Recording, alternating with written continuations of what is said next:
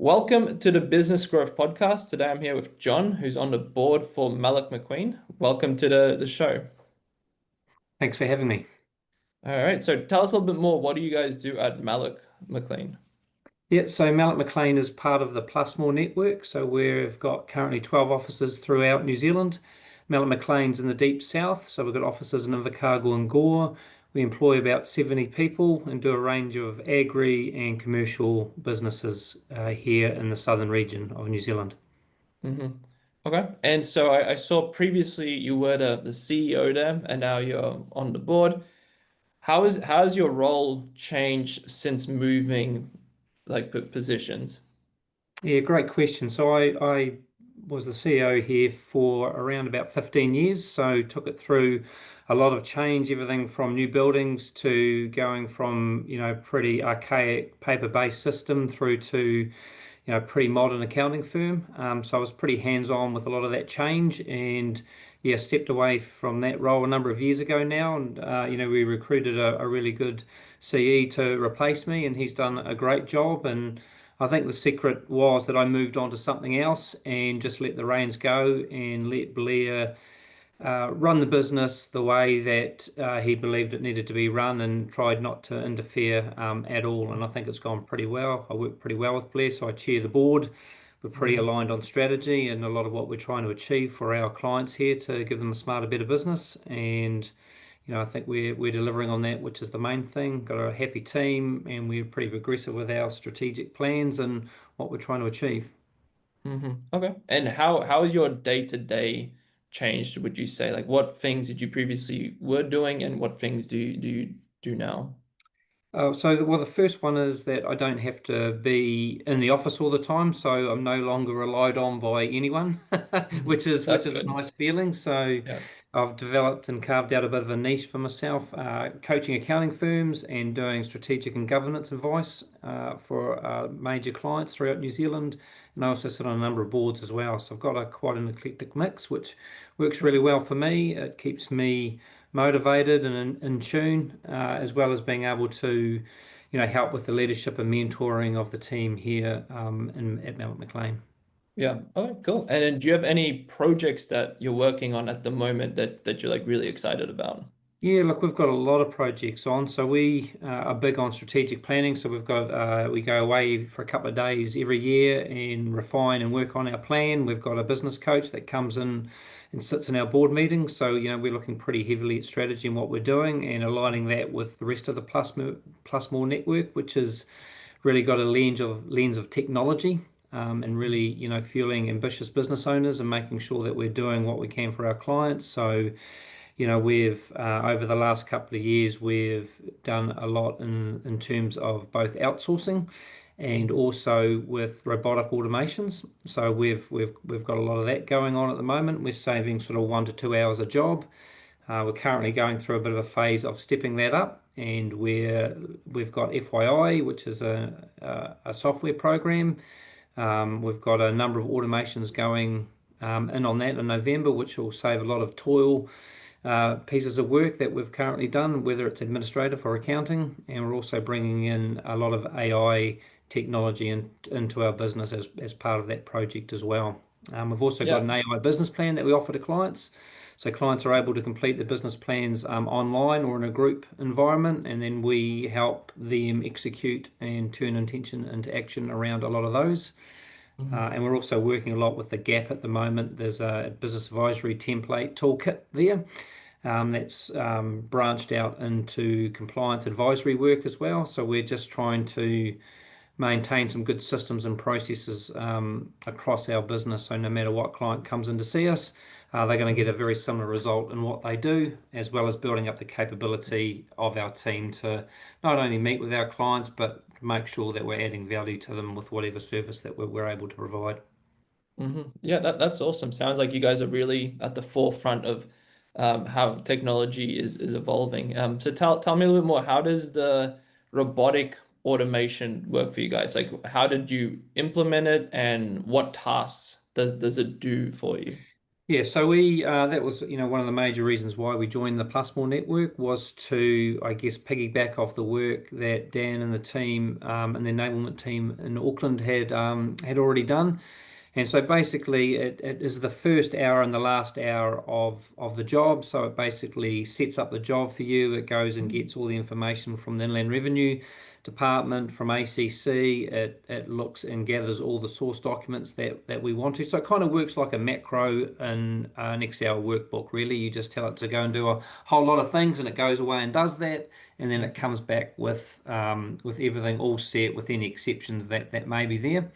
Mm-hmm. And then at the other end, it kind of puts our reporting packs together, puts our letters together, gets everything ready, goes out through signing, and does a lot of those toil projects that we don't currently need to be done by a person anymore. They can go and add value to our clients in other ways.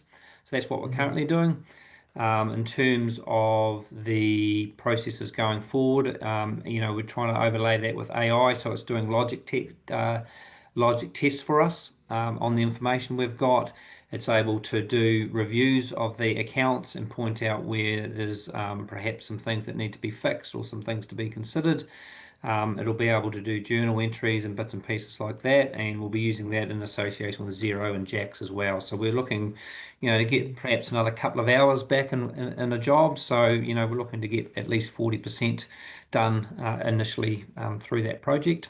And then trying to use AI through the business planning tool and things like that to get clients to be thinking a little bit differently about their businesses, to Yeah. get a bit of accountability in their businesses, to try and get some of the things that they need to get done a lot quicker, so they can pulse quicker and Yeah. get the time, mind, and financial freedom that they're all looking for. Nice. Yeah, that sounds like you guys are really crushing it with the whole automation and everything. And then, so on the flip side, then, what are some of the things that you feel isn't working as well as what you would like? Look, I think for us, we've been strategic planning for 11 years now, and that's getting harder to do because the time frames are getting shorter. And so I think, the challenge for us is to, reimagine and create the vision of what the Plusmore network and what Mallet McLean Plusmore looks like. And, 2, 5, even 10 years time, how many people will we need, what will they be doing? How many clients will we have? What sort of infrastructure buildings we need, all those sorts of things. So, it's a challenge to recreate our vision and to be able to tell our people that in a way that's meaningful and brings them along with the journey. Hmm. I think the speed of change for us is, a major factor why we joined the Plusmore network. We've got a whole team of people that are doing a great job for us in areas that we wouldn't be able to do ourselves. So I feel like we're getting years ahead of other firms because of that fact. But it's also bringing our team along the journey and also getting our clients where necessary to be able to buy into the new processes that we're trying to create for them. So Hmm. we have the time to talk about, how they can get ahead faster, or how they can mitigate what tax they've got to pay, or how we can help them generate more profitability inside their business. And for Hmm. that, our skill sets of our people need to change. And so, we're going through doing career roadmaps, understanding what success looks like, spending a lot of time double teaming in meetings to try and teach our team members those core skills that the principals have in terms of meeting clients, and all those sorts of things are really important to us. They've got to be able to see beyond the numbers. They've got to be able to talk about the numbers. They've got to have empathy with the client. The client might be making a lot of money, but maybe under a huge amount of stress. So, how do we, we can't just read a set of financials and then that's it. So how we communicate with clients, how Yeah. often we communicate with clients, and there's going to be a need for us to be able to, help our clients, which means getting them to do more advisory services with us. And our goal is that they get a great return on the investment when they spend money with us. They should be making money, and if they don't, then we sort of need to take a good hard look at ourselves and understand what we need to do differently, Hmm. Yeah. which means that we need to grow if we want to keep our team going the way they are. Because as automations come over, we've got essentially we will have 40% capacity. So how do we actually fill that, and what do we do? And the answer is not just new clients. It's actually giving more services to our existing clients that we perhaps haven't been able to do in the past through capacity. So it's reframing the value on those things. trying to articulate to that client and get them with some milestones and some gates to go through to help them see where they could get to if they just got a bit of coaching and a bit of help. Yeah. Nice, nice. And then so talking about the strategic forward planning, how do you see the industry changing in the next couple of years? Yeah, look, that's a really interesting one that we talk about all the time. I think that there's going to be those that will sunset their accounting firms and they will do what they've always done and they'll keep doing that until they can no longer do it anymore. And then that group will then look to sell their fees and their books, and we see that happening here in New Zealand and to a certain extent Mm, in Australia. I think over in the United Kingdom, there's a lot of mergers and acquisitions, lots of private equity roll-ups, those sorts of things.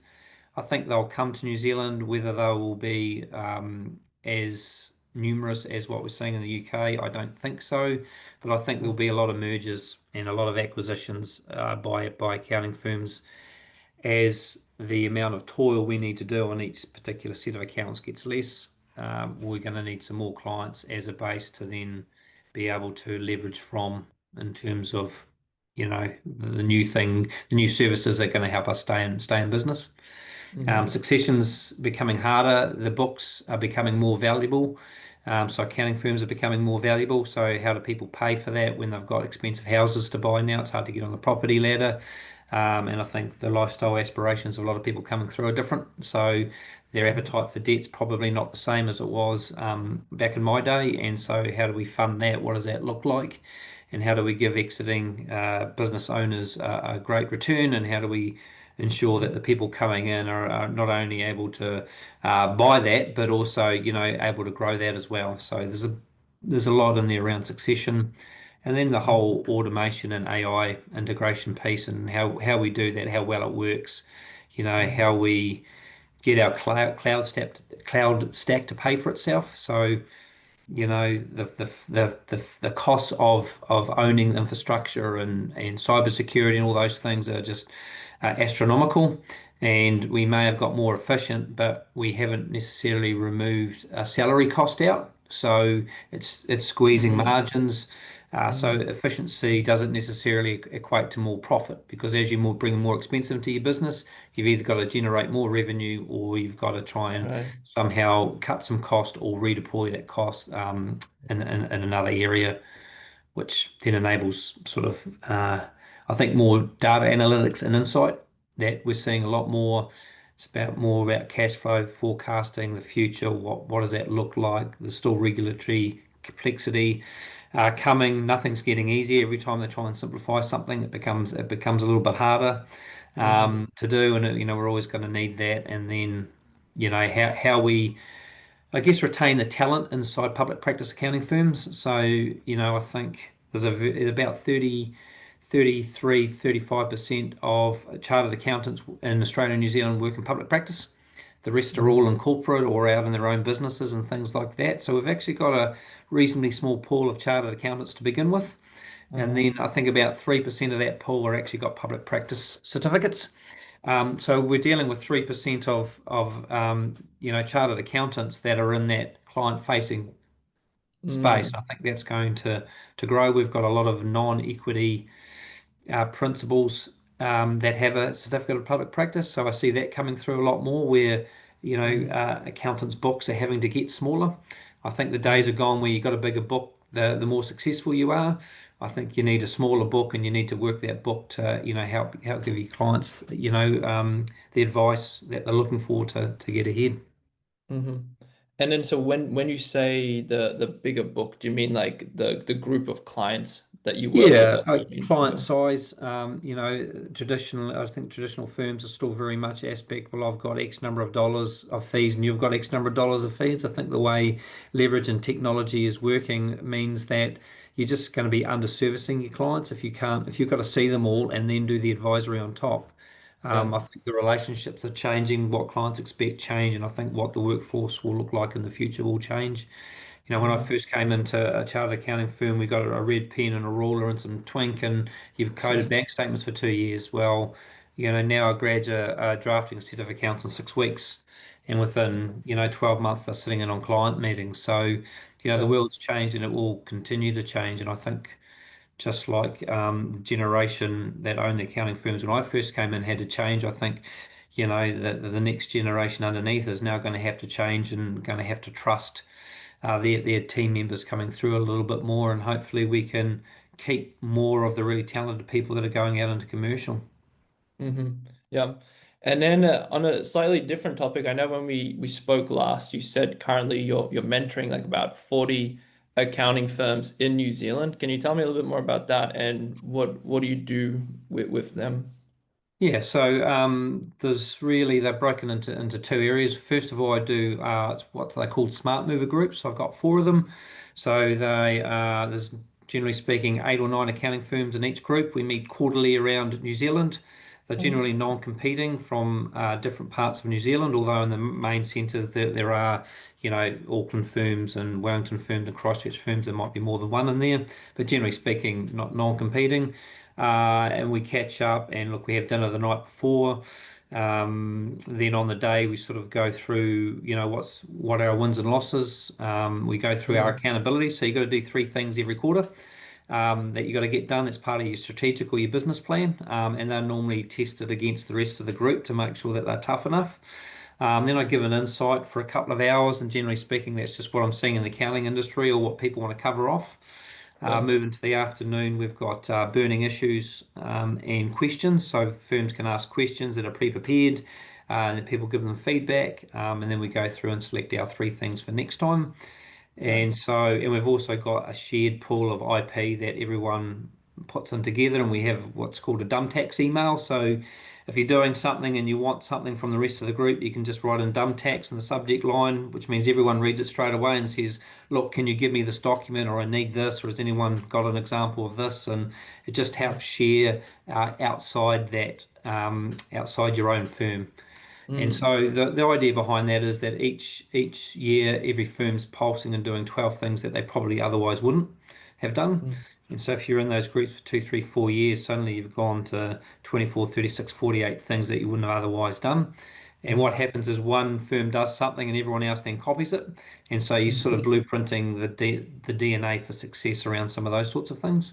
Yeah. And then I just do strategic planning. So normally going away for a couple of days, doing a deep dive strategic plan and Uh-huh. reviews of those. And that might involve reviews during the year. I might sit in on the board meetings.